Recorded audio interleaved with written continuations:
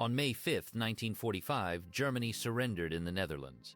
But on the island of Texel, the battle did not end. Hans Verhoeven, a 12-year-old boy sent there for safety, watched from his window as German troops swept through farmyards and haystacks, flushing out Georgian soldiers who had rebelled against their German commanders. The hunting went on for weeks, even as the rest of Europe celebrated peace. But how did these Georgian soldiers come to be on Texel? It began 4 years earlier in June 1941 with a massive invasion. It was June 22, 1941, when the largest military invasion in history began. 3,200,000 German soldiers poured across the Soviet border. Entire Soviet armies were encircled and destroyed within weeks. Hundreds of thousands of Red Army soldiers laid down their arms. Among them were men from the Caucasus Mountains, Georgians who had no idea their surrender would lead them to a Dutch island and the final battle of the war in Europe. The Germans did not treat their prisoners as soldiers, they let them starve. By May 1944, over 2 million Soviet prisoners had died in German camps. A captured Georgian faced an impossible choice: die in the camp or fight for the army that had captured him.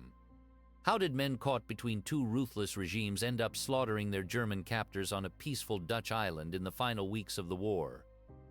In October 1941, the German intelligence service, the Abwehr, formed a special unit called Sonderverband Bergmann. It was led by Theodor Oberlander, a Nazi academic who spoke Georgian. He believed that recruiting Soviet minorities would help Germany win the war. He pulled 400 starving Georgian prisoners from the camps and fed them. He gave them weapons and trained them as an elite sabotage force. The Bergmann Battalion grew to over 1,000 men. They fought in the Caucasus, conducting raids behind Soviet lines and battling partisans. But some of them began to desert back to the Red Army. The Germans learned a hard lesson: a man who changes sides once may change again. That lesson should have warned them about what would happen on Texel. By August 1942, the Germans were actively recruiting Georgian prisoners into a new formation called the Georgian Legion. Shalva Loladze was a captain in the Soviet Air Force when his plane was shot down over Ukraine. He was captured, beaten, and thrown into a prisoner camp in Poland like so many others. He was starving when the recruiters came. They offered him food, a uniform, and a chance to live. Loladze signed a declaration. It said he would be honest, that he would work conscientiously, that he would love Hitler, and work sincerely for Germany.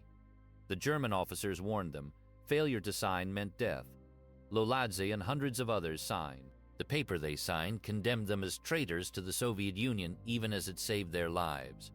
In August 1944, a group of Georgian soldiers stationed in Kherson, France, decided they had had enough. They had been fighting for the Germans against French partisans. But the war was turning against Germany, and they knew what awaited them if they were captured wearing Nazi uniforms. In the middle of the night, they turned on their German officers and killed them.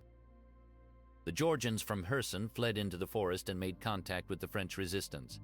They handed over their German weapons and asked for certificates proving they had fought against the Nazis. It was a desperate attempt to redeem themselves before the war ended.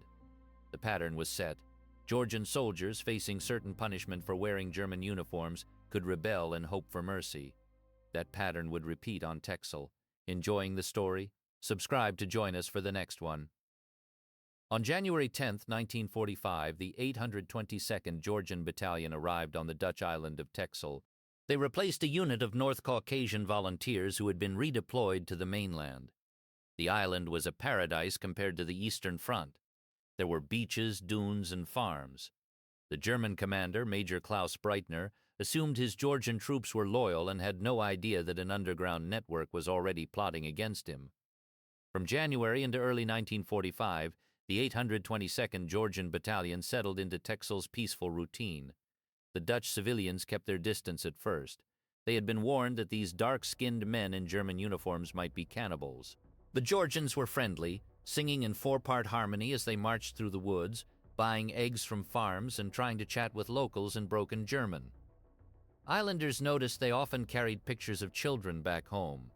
The resentment the Dutch felt toward their German occupiers did not extend to these homesick former Red Army men, who seemed as trapped as anyone. Under the surface of this quiet garrison life, a different story was taking shape in secret. Through Cornelia Boon Verburg, Evgeny Artemidze was introduced to a Dutch communist named Annie van Omeren Averink, known in the underground as Annie Klein. The meetings were cautious at first, but the Georgians made clear they were willing to turn their weapons on the Germans if the right moment came. By the first week of April 1945, the war in Europe was clearly ending. But on the Dutch island of Texel, the German commander, Major Klaus Breitner, received an order that would change everything. His Georgian battalion was to leave the island and reinforce the crumbling front on the mainland. That evening, 6 Georgian officers met secretly in a small wood. They knew that if they went to the front, they would be killed or captured by the Allies and handed back to Stalin. Their only chance was to turn on the Germans first. At 1 in the morning on April 6th, signal flares burst over Texel. All across the island, Georgian soldiers who had spent months living beside their German comrades pulled out bayonets and razors. They moved silently through the bunkers and barracks, slitting throats as the Germans slept. In the first hours, they killed over 400 men. It was a coordinated, bloody uprising, and it took the Germans completely by surprise. Major Breitner was not in his quarters when the killing began. He had stepped outside during the night and saw the flares. At first, he thought the Georgians were celebrating their departure. Then he heard gunfire and shouting. He grabbed 2 officers and ran toward the Texel bunker complex, only to see a Georgian patrol shoot one of his men dead. Breitner realized the truth. He crawled through a field, avoiding the rebel patrols, and finally reached the southern battery, which was still in German hands. From there, he radioed the mainland. Mutiny! Send reinforcements! Within hours, German troops poured across the channel from Den Helder. Shells from naval batteries on the mainland and from the nearby island of Vlieland began hammering the villages and farms of Texel. The Georgians had captured most of the island in the first night, but they had failed to take the 2 coastal batteries. Those guns now turned inward, smashing Den Berg and the countryside around it. On the morning after the uprising, German troops arrested 10 Dutch civilians at random in Den Berg. They accused them of helping the rebels. Without trial, the men were taken to a beach at Damok and shot. Their bodies lay unburied for 6 weeks. It was the first war crime of the battle, and a sign of what was to come. The Dutch resistance leader Jacob Kaiser watched the situation spiral out of control. He had been meeting with the Georgians for months, but now he knew the island was in for a long, vicious fight. The German reinforcements kept coming. By the second day, hundreds of fresh troops had landed.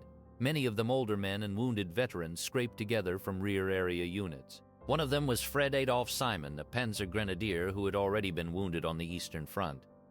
He was ferried to Texel with a crew of 18-year-olds and a light anti-tank gun as his column pushed toward Den Berg. A Georgian sniper fired from a church tower. Simon's gun crew took casualties, and a bullet splinter hit him in the forehead. He was evacuated back to the mainland, wounded for the second time by soldiers who wore the same uniform he did. The Georgians knew they could not hold out forever without help. On the night of April 8th, they launched a desperate mission. A group of Dutch resistance men and 4 Georgian soldiers took the island's lifeboat, the Joan Hodgson, and slipped out to sea. They aimed for England, hoping to beg for RAF support against the German artillery. The crossing took 24 hours. On the morning of April 10th, they landed on the Norfolk coast at Mundesley, firing a flare to attract attention. The Home Guard met them on the beach and immediately separated the 4 Georgians from the Dutch. The men in German uniforms were taken to Kempton Park, an interrogation center near London. There, British intelligence officers grilled them for hours. The Georgians told the full story of the uprising, the German artillery positions, and their plea for airstrikes. But no RAF planes came. The Allies were focused on the final push into Germany. Texel was a sideshow, and the Georgians were on their own. Back on the island, the Georgians waited for a relief that never arrived. They fortified the northern tip of Texel around the lighthouse at Ireland, a massive stone tower surrounded by bunkers and minefields. They hoped that if they could hold the lighthouse, they could signal the Allies. But the Germans brought in heavy reinforcements, including an engineer platoon from the Hermann Göring division. The noose was tightening. For 2 weeks, the Georgians held the lighthouse. The Germans could not take it with small arms alone. Finally, on April 20th, Adolf Hitler's birthday, the sappers moved in. Under covering fire from machine guns and artillery, they charged the tower, laid a massive explosive charge at the entrance, and sealed the doorway with sandbags. When the charge detonated, the shock wave tore through the lighthouse, killing most of the men inside. One of the few survivors was a Georgian soldier named Grisha Baindurashvili. He later recalled that out of 120 men, only 8 escaped. The Germans followed up with flamethrowers, setting the area around the tower on fire. Bandurashvili and his comrades crawled through the burning grass, fleeing into the darkness. The lighthouse had fallen. But the survivors did not surrender. They scattered across the island, hiding in barns and ditches, and the fight became a guerrilla war. Shalva Loladze, the Georgian commander who had planned the entire uprising, was still alive. He had led the rebellion from the first flare to the defense of the lighthouse. After the fall of Ireland, he and a small group of his men took refuge at a farm called Plasendal near the western coast. The Germans surrounded the farmhouse and set it ablaze. Loladze escaped into a ditch, but the next morning a local farmer pointed him out to a German patrol. He was shot dead on the spot. The Germans did not even know they had killed the rebel leader until days later. The uprising was broken, but the killing did not stop. German troops swept the island in long lines, flushing out Georgians hiding in farmyards and haystacks. They shot captured men on sight. The Dutch civilian Hans Verhoeven, a 12-year-old boy who had been sent to Texel for safety, watched it all from his window. He saw a half-dressed Georgian run from a ditch, beaten with rifle butts and shot dead. The bodies were piled into horse carts and taken away. The shelling and the manhunts went on for weeks. On May 5th, the German army surrendered in the Netherlands. But on Texel, the battle did not end. The Germans continued to hunt the remaining Georgians, and the Georgians still held a pocket of land near the western dunes, protected by their own minefields. The two sides skirmished and killed each other even as the rest of Europe celebrated peace. The Dutch resistance leader Jacob Keizer spent those days running between the German headquarters and the Georgian lines, trying to prevent a final massacre. On the afternoon of May 17th, a Georgian soldier named Varlam Lomidze visited the bakery of Theo Smit, a Dutchman who had fed the rebels throughout the siege. Lomidze was showing off his revolver. Someone said he didn't need it anymore. To prove the gun was empty, he pulled the trigger. It was not empty.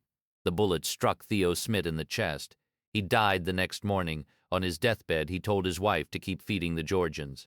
He was the last victim of the Second World War in Europe. Canadians came ashore on the morning of May 20th, 2 weeks after the war had ended everywhere else. Lieutenant Colonel William Douglas Kirk of the 1st Survey Regiment stepped onto Texel expecting to find quiet. Instead, he walked into a battlefield that refused to die. Nearly 900 armed Germans still held the southern part of the island, and somewhere in the farmhouses and ditches of the north, 226 Georgian survivors waited in terror. Kirk later described the situation as a musical comedy, but there was nothing funny about it. The German commander, Major Breitner, had one last ritual to perform before he left.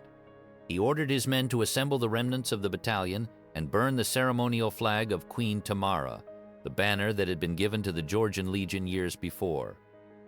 It was a deliberate act of contempt, a final insult meant to erase any trace of shared service. The Canadians disarmed the Germans quickly and ferried them to the mainland. Then they turned to the Georgians, who emerged from barns and hayricks, still wearing the tattered uniforms of the enemy they had killed. On June 15th, the survivors held a memorial in a meadow south of Denburg. They had dug up the bodies of their commander, Shalva Loladze, and nearly 500 others from mass graves across the island. The dead were laid in 9 long rows, and the living stood bareheaded in the summer sun. The Georgians built a monument themselves, a concrete pillar with a hammer and sickle, proof of the loyalty they hoped would save them. Loladze's body was buried at the highest point of the slope, the last command post he would ever hold. Then came the departure. The Georgians marched to the harbor at Udishild, where the ferry Dr. Wagemaker waited. Evgeny Artemidze, the man who called himself Little Stalin, lined up with his surviving comrades. Before they boarded, he and other officers made speeches to the Dutch townspeople who had gathered. They thanked them, they apologized, they promised that Georgia would never forget. Then the ferry slipped away from the dock, and the island fell silent for the first time in 6 weeks. The journey ended in Wilhelmshaven, at a transit camp run by the Red Army. A Soviet colonel with one eye received the men and listened to the Canadian officer vouching for their courage. Then the Georgians were loaded onto trains and sent east. Inside the USSR, they were handed over to SMERSH, the Army's counterintelligence service. The questions were simple. Why had you surrendered? Why had you signed the oath? Why had you worn the German uniform? There was no answer that could undo the fact of survival. Most of the Texel Georgians were received not as traitors, but as men who had rebelled against the common enemy. Upon arrival in the USSR, they were held for questioning by Smersh, but the testimonials from Canadian officers and Dutch resistance leaders vouching for their anti-German rebellion carried weight. Within a year, most were cleared and allowed to return to Georgia. Only a minority, around 30 men, were exiled, some to nearby Baku. Artemidze's experience was not the exception, but the rule. He returned to Georgia, studied law, and married. By 1956, under Khrushchev's thaw, even those who had been punished were fully rehabilitated. For the majority of the 226 who had walked off that ferry, the war did not end in a gulag camp. It ended quietly and unexpectedly back home. On May 4, 1946, exactly 1 year after the German surrender in the Netherlands, the first official commemoration took place in the meadows south of Den Burg. 400 people gathered among the rows of red roses that marked the graves of nearly 500 Georgians. Soviet diplomats stood beside Dutch communists at the new concrete monument, a hammer and sickle carved into its face. The ambassador laid a wreath and spoke in Russian, praising the dead as anti-fascist heroes who had fought for liberation against Nazi terror. But that version of events did not sit well with everyone on the island. Many Texelians still blamed the Georgians for bringing war to their peaceful shore, for the shelling that destroyed homes and the reprisals that killed 89 civilians. The Dutch government stayed away from the ceremony entirely. The communist newspaper WWII denounced the absence, accusing local authorities of ignoring men who had died fighting Germans. The battle over memory had begun before the bodies were even cold. 2 decades later, the Soviet Union cemented its official narrative with a feature film called Crucified Island, released in 1968. It showed Georgian prisoners of war, men in rags, not soldiers in German uniforms, who somehow obtained weapons and rose against their Nazi captors. The film omitted the signed oaths to Hitler, the years of service in the Wehrmacht, and the throats slit in the dark. What remained was a clean, heroic story useful for Cold War audiences. The film had its Western European premiere on Texel itself in 1970, timed to the annual commemoration. The screenwriter, Rizo Tabukashvili, brought a copper nameboard in 3 languages to place at the cemetery. It read, "Communal Grave of Soviet Soldiers from Georgia."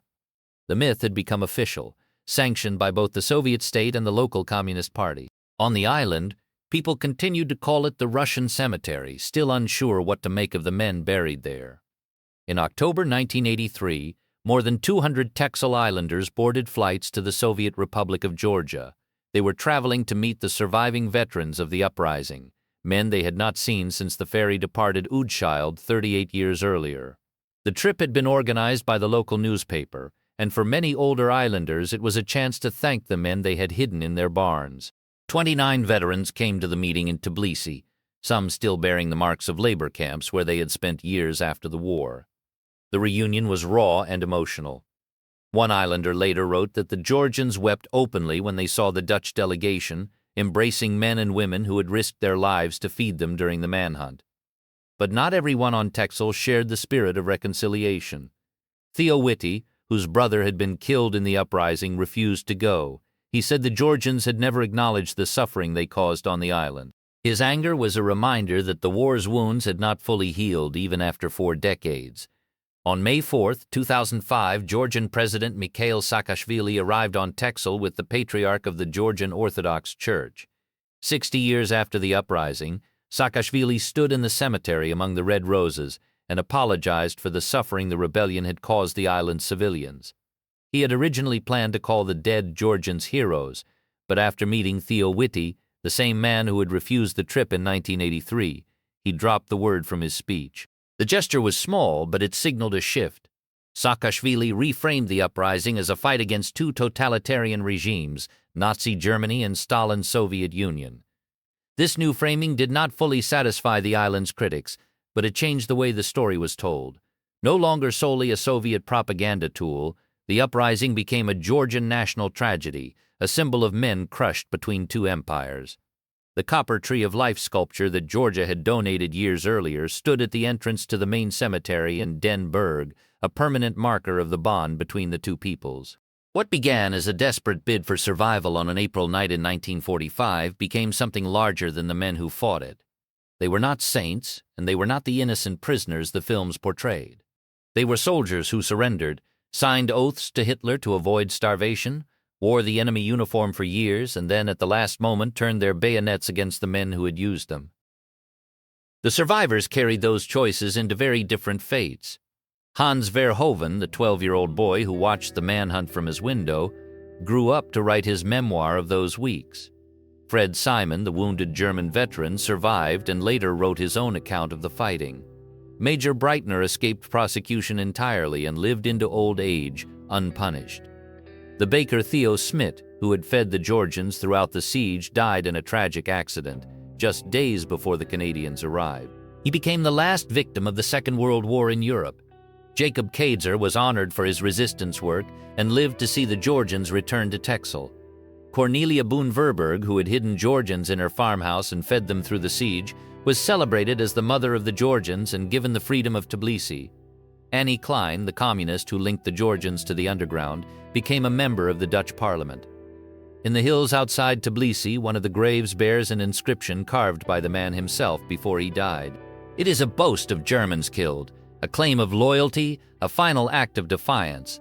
That stone says more about the Georgians of Texel than any monument in a meadow ever could. If you have family stories, photographs, or letters from the final weeks of the war in Europe, especially from the Dutch islands or the Georgian experience, we would be glad to hear them in the comments below. We read every single one. Please consider subscribing to the channel and giving the video a like if this documentary brought a forgotten piece of history to light. Thank you for listening.